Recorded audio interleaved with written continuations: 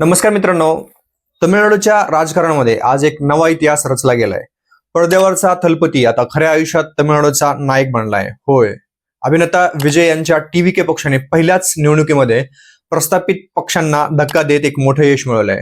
हा विजय कसा मिळाला, विजय यांची काय रणनीती होती आणि आता तमिळनाडूचं भविष्य काय असेल, आजच्या व्हिडिओमध्ये आपण सविस्तर चर्चा करणार आहोत.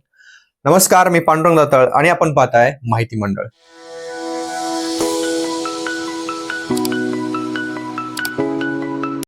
दोन वर्षपूर्वी काढलेला पक्ष आणि आज 2 वर्षानंतरचं भव्य विजय. 2 फेब्रुवारी 2024 रोजी विजय यांनी तमिलगा वेत्री कळघम म्हणजेच टीव्हीके पक्षाची स्थापना केली. राजकारणामध्ये पूर्ण वेळ येण्यासाठी त्यांनी डिसेंबर 2025 मध्ये आपला 32-33 वर्षाचा यशस्वी अभिनय हा प्रवास बाजूला ठेवला.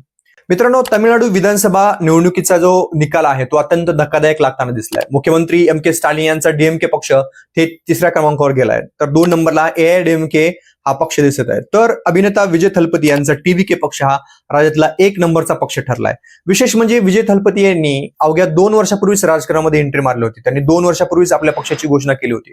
2 वर्षाच्या स्थापनेनंतर विजय यांच्या पक्षाने तामिळनाडूमध्ये मोठी मजल मारली आहे. थलपती विजय यांचा टीव्हीके पक्ष हा तामिळनाडूच्या राजकारणातला थेट सत्ताधारी पक्ष म्हणून ओळखला जाणार आहे.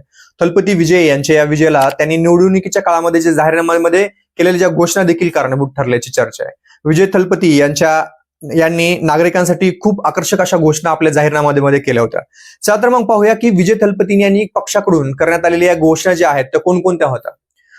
पहिली आहे ती की महाराष्ट्रात मध्ये लाडकी बहीण योजना ही गेम चेंजर ठरली होती. या योजनेच्या माध्यमातून राज्यातील महिलांना दर महिन्याला 1,500 रुपये जात होते. अशी योजना विजयने आपल्या राज्यामध्ये घोषित केली.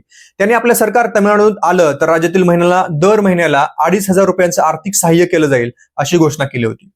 थलपती विजय यांच्या पक्षाने बेरोजगार तरुणांना देखील आर्थिक मदतीचं आश्वासन दिलं होतं. टीव्हीके सत्ता आली तर राज्यातील पदवीधर बेरोजगारांना महिन्याला 4,000 तर डिप्लोमा धारकांना महिन्याला 2,500 रुपये भत्ता देण्याचं आश्वासन दिलं होतं. विशेष म्हणजे विद्यार्थ्यांना इंटर्नशिपसाठी 5,000 रुपये ते 8,000 रुपयेचं विद्यावेतन दिलं जाईल आणि 5 लाख तरुणांना 18,000 रुपयांची रोजगार संबंधित सहायता योजना अंमलात आणली जाईल असंही आश्वासन टीव्हीके पक्षाकडून देण्यात आलं होतं. विद्यार्थ्यांना उच्च शिक्षणासाठी 20 लाख रुपयापर्यंतचं विनातारण कर्ज दिलं जाईल असं आश्वासन देखील देण्यात आलं होतं. थलपती विजयांनी राज्यातील प्रत्येक कुटुंबाला अन्नपूर्णा सुपर 6 योजनेच्या माध्यमातून वर्षाला 6 सिलेंडर मोफत देण्याचं आश्वासन दिलं होतं. त्यानंतर 5 लाख रुपयापेक्षा कमी वार्षिक उत्पन्न असणाऱ्या कुटुंबातील वधूंना लग्नासाठी 8 ग्राम सोनं आणि सिल्की साडी असं आश्वासन दिलं होतं.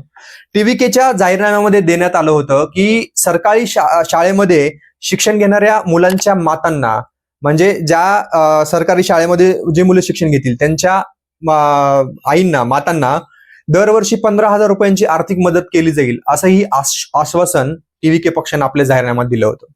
त्यासोबत विजयने स्पर्धा परीक्षेच्या अभ्यासासाठी AI वर आधारित मोफत कोचिंग सेंटर उभं करू असं देखील आश्वासन दिलं होतं. त्यानंतर शेतकऱ्यासाठी देखील विजयने मोठ्या घोषणा केल्या होत्या. 5 एकरपेक्षा कमी जमीन असलेल्या शेतकऱ्यांचं संपूर्ण कर्ज माफ केलं जाईल. तसेच त्यापेक्षा जास्त जमीन असणाऱ्या शेतकऱ्यांचे 50% कर्ज माफ केलं जाईल. भातासाठी 3,500 तर ऊसासाठी 4,500 प्रति टन हमी भाव दिला जाईल असं देखील आश्वासन विजयकडून देण्यात आलं होतं. तर मित्रांनो, ही तर फक्त सुरुवात आहे. विजय थलपती यांचा हा विजय केवळ एका पक्षाचा विजय नाही तर तमिळनाडूच्या सामान्य जनतेने पाहिलेल्या स्वप्नांचा विजय आहे. पण आता प्रश्न उरतो तो म्हणजे थलपतींच्या नेतृत्वाखाली तमिळनाडूमध्ये नक्की काय बदल पाहायला मिळतील याचा. सर्वात मोठा बदल म्हणजे शिक्षणाचा आहे.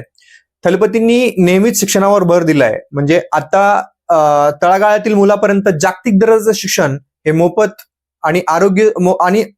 आरोग्य सुविधा पोहोचवण्यासाठी थलपती मॉडेल सज्ज झालाय. असा एक तमिळनाडू जिथे सामान्य माणसाला आपले काम करून घेण्यासाठी कोणासमोर झुकावे लागणार नाही असं पारदर्शक कारभार आणि तरुणांना रोजगाराच्या नवीन संधी हे थलपतींचं मुख्य उद्दिष्ट आहे. कावेरीच्या पाण्यापासून ते शेतकऱ्याच्या पिकाला मिळणाऱ्या हमी भावापर्यंत इथल्या मातीत आणि घामाचा सन्मान आता सरकारची पहिली प्राथमिकता असणार आहे.